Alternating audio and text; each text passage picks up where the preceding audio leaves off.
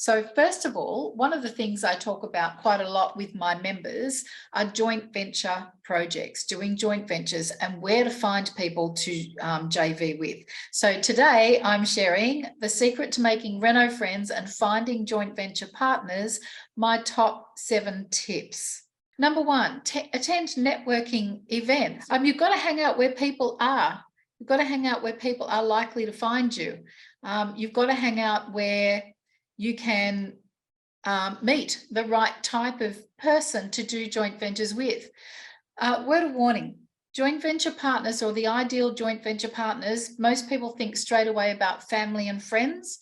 And as I go through this list of where to find joint venture partners, you'll understand why they're potentially not the best people to do a renovation with, mainly because they will have their own preconceived ideas over what a renovation should be like, how far you should be taking that renovation, how much money you need to be spending on that renovation. And like, they could be uneducated choices that they would be in charge of making, and that's not cool. That's exactly what you don't want to do. You need to make very educated choices when you're doing your renovation with a JV partner. So the ideal place is to be at property events, etc., where joint venture partners, you're with a whole bunch of like-minded people. So networking events in and around our renovation industry. So I'm talking about construction events, development, planning, real estate events, property groups, interior design events. I've met so many people at interior design events, openings of local shops, all that kind of stuff. Anywhere where people are talking about tiles and bathroom fit outs and kitchen production, woodwork, painting workshops, hardware workshops. So all of those places where other people with an enthusiasm for renovating are hanging out, you can go and meet them there. You can join free online communities like ours, the Mums and Dads Renovators and Decorators, but even better, come to in-person events like my guys do, my inner circle members.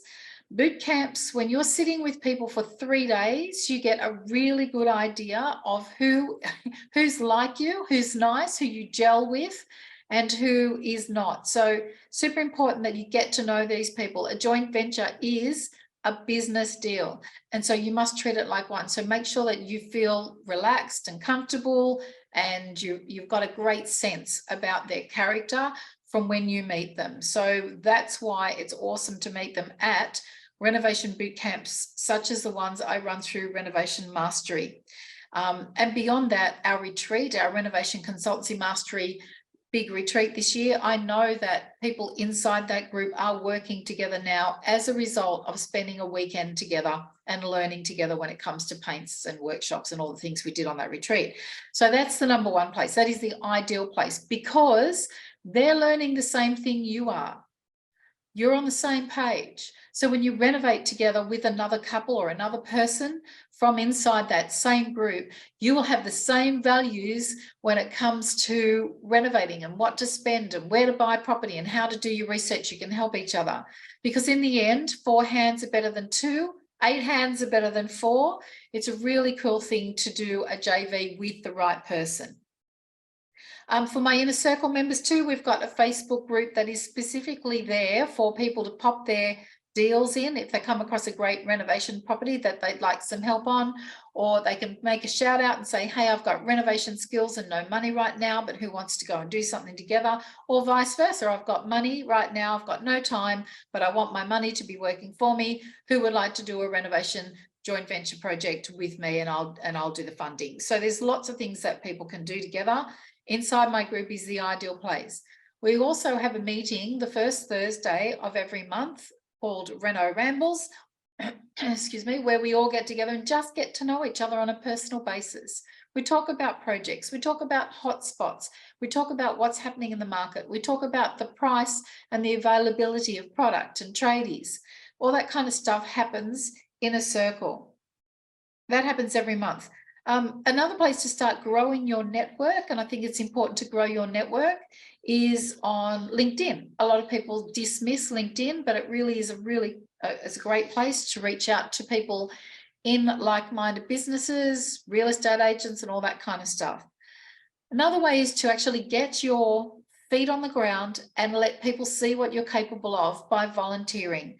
Every now and then you'll see local charity projects in your area. Instead of just dismissing them, put your hand up and say, yep, I'm in. I will go and lend a hand, and turn up there and start speaking to people you're working alongside with on those projects. Lots of friendships to be made doing something like that. And at the same time, you're making a really nice contribution. I think that's a beautiful way of meeting your potential next joint venture partner.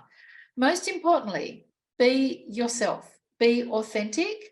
You're trying to attract someone who's just like you, who thinks like you, and who is going to be attracted to you, not in a weird way, attracted to doing business with you. And so just be yourself, and be open to sharing exactly what you're capable of, and ask lots of questions of each other.